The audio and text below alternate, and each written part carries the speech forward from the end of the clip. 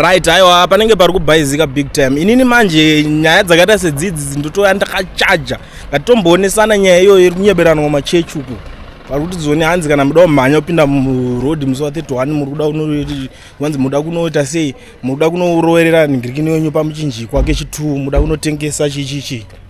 That's bullshit man. Imi nyaya dzekumachechi zvida kungokuudzai kuchechi vanhu takasanganiswa nenyaya yaJesu simple. Dai makatideedza kuchechi muchitiudza nyaya dzematongerwo enyika tingadai tisina kana basa nazvo. I'm telling you, dai makatideedza kuchechi muchitiudza zvematongerwo enyika dai tisina kuuya. Ndikutaura izvi because kuchechi kwenyika uko kunotori nevanhu vakawanda vanenge vachitifollowa vachiona. Now they are now confused kuti saka munhu waMwari ataura kuti zvakati madrama. Munhu waMwari anogona kutoita biased otorasika futi. Ende iyoyo itotoriwo ingoriwo imwe nyaya tichatozoda kutotaurawo nezvayo hayo yekunzi munhu waMwari iyo.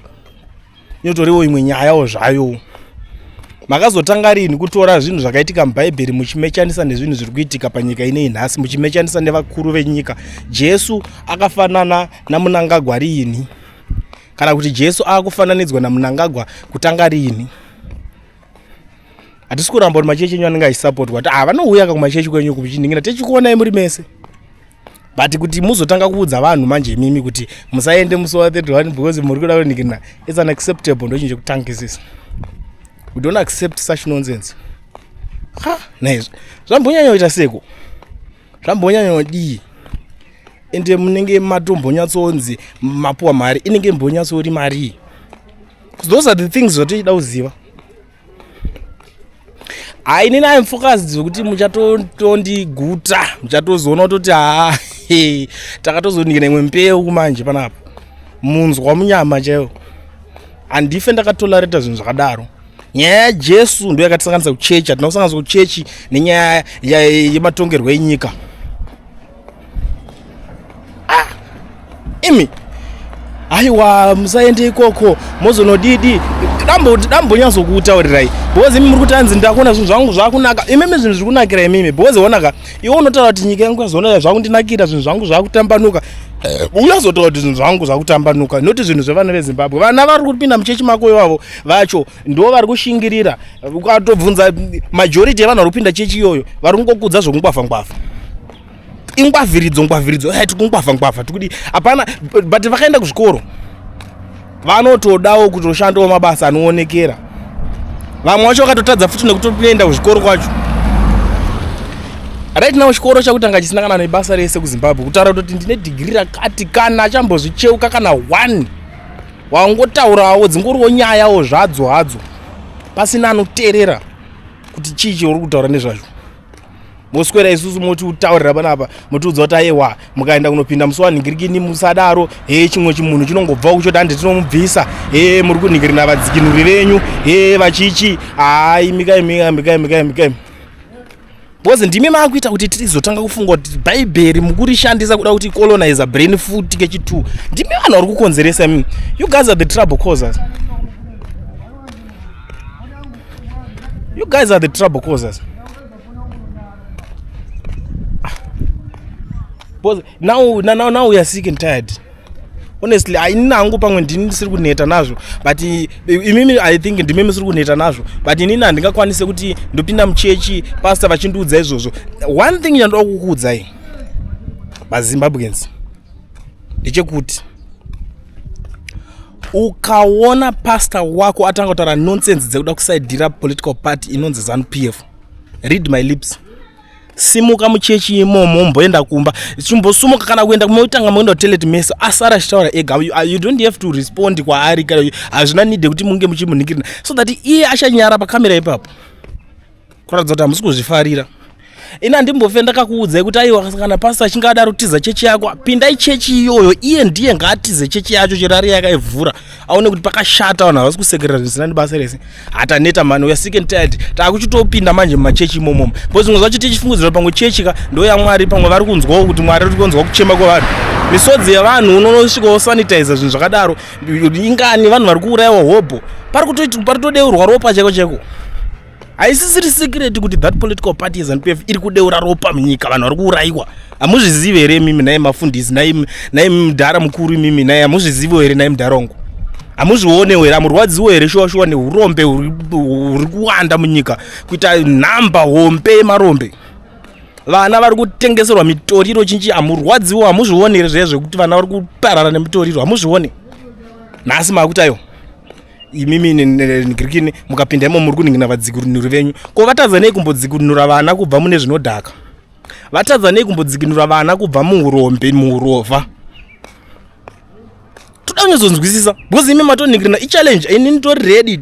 Saka nditoti pasi nepolitical party iwo uchoda kuisanitizer. And what do you expect from us? What do you expect from us?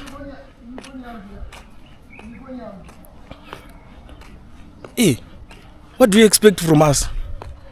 Because member kuti isusu tirambe takanyarara muchitaura shit, muchitaura zvinhu zvisina nebasa rese. Tikutokuparidzirai zvese zvatakuudzai. Mauda kutengwa kumachechi hapana, kuna izvozvo. There is no such a thing. Kana uri kupinda chechi iyoyo gara uchiziva, muudze kuti zvarambwa izvozvo, zvarambwa nevakomana.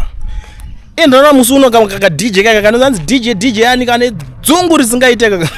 Kana iwewe uchizvikubhadhara zvaunongochiita zvezve, focusa neuticha hwakapindira basa, tione kuti unoramba uchiita dzungu iroro. Watopa payroll wakutambiriswa. Hanzi isusu atitedzera ana Ningirikini, ana Geza nani netimu rake reku South Africa kuti vanenge vachingotudza zvenyaya paNingirikini. Tiri kuenda isusu mabhasikoro aya takutengerai, machinchi takutengerai, mabhasikoro kuita seko ngopa wo veteran bhasikoro munhu ane 80 something years. Muna 80 something years anoti chovha sei bhasikoro racho. Ndiri kuita sei? It's an insult. What? Munyasozviziva kuti havari chovhe. Saka osira vana vake selegacy nhaka yekuti ndakaenda kuhondo vana vangu ndakazopuhwa mabhasikoro. Imimi vana venyu vakapuhwa mabhasikoro here?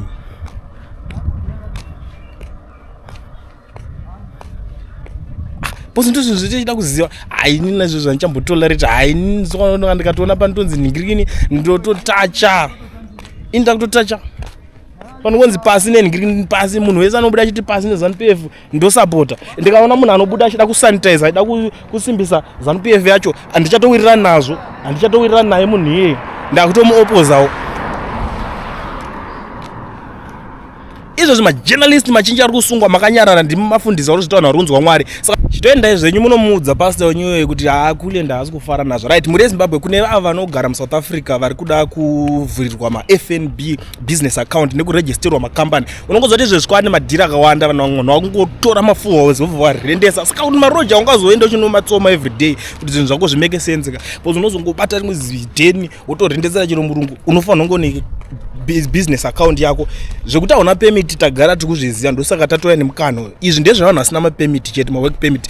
Garai mabata vakomana ava ana mukoma Owen, mongogara mangoudza kuti ndatobva kwaClient izve so ndoda kuti ndivhurirwewo FNB business account nekuregisterwa company yangu in South Africa. Zvatonyore chiro uri kwauri ikoko unokwanisa kungoregister futi company kuSouth Africa, makutoita madhiri akawanda wanda, makutorwa matransaction emari, maEFT, maUS chaivo makutomawana mari dzenyu dzakutopfuura nemumabhengi. Even vamwe ndiri kuziva kuti mukugadzirira utizawo Zimbabwe kunyanyanya imimi vanhu veZANU-PF uku kubusiness side uku munogona munodiwa futi pamune mauda kutizawo nemari dzekuti muzowana dzechikafu, since vanhu vari kuzosara, vanhu vachatora zvese zvemakaba but zvemari yekuti mhuri dzizosara dzichidya ndiwo mari yemwe muda kuzotizawo nayo. Saka garai mavhurisa maFNB account, zvimwe zvese tozotaura.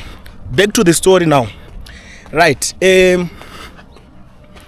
chinhu wani chatoda kuti tinyatsoonesa isusu senyika ndechekuti vanhu vemachechi musabvume kushandiswa kutaura zvinhu zvisina nebasa rese. Tichatofumurana zvakatonyanyisa zvekuti motivhurira Ningirikini, isusu tikatoona kuti munhu ari kutochikora bhaibheri racho achinyebera vanhu, tichatotaura ipapo zvekuti amen amen.